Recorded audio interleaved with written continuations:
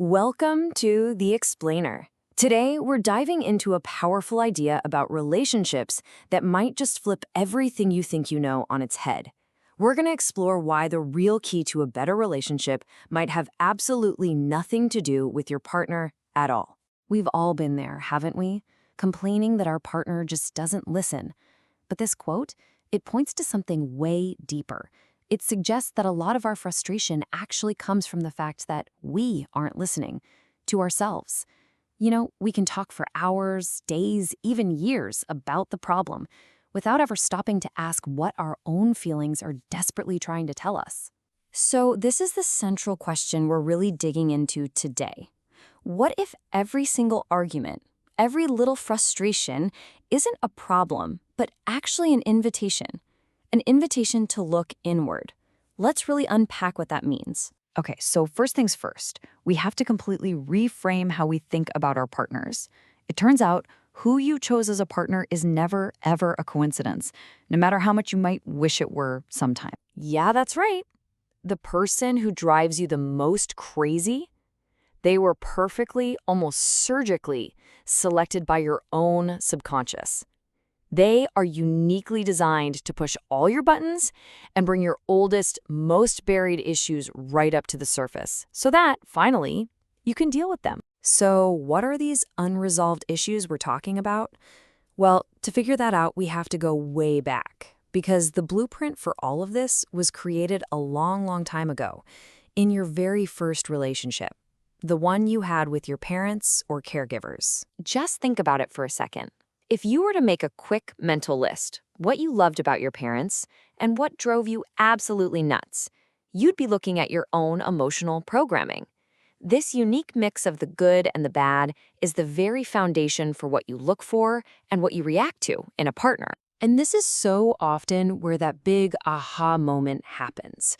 You know, you're in the middle of an argument, maybe you're actually trying to listen to yourself for a change, and then, bam, it hits you. That thing your partner does that makes your blood boil, it's an echo.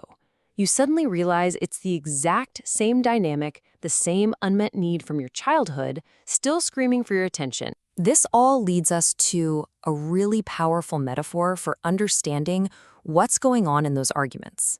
It's the idea of seeing your partner as a mirror. Now, this is a huge mental shift, so stay with me. Your partner isn't the source of the drama. A better way to think of it is that they're just the screen. They are the blank, neutral surface that the movie is being played on. So if they're just the screen, where is the film coming from? Well, it's coming from you. Your mind is the projector. And the film it's playing is the story of your past. All those childhood hurts, beliefs, and pains are being projected right onto your current relationship. Your partner just happens to be the person standing in the beam of light. And you know, this is where we actually get our power back.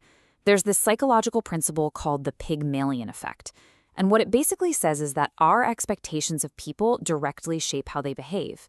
So if the movie we keep projecting onto our partner is titled, "You never listen and you're so frustrating," well, we're kind of unconsciously coaching them to play that exact part. Okay, so you might be thinking, all right, if my partner is just a mirror or a screen, what about having standards? What about that dream person I'm supposed to be looking for?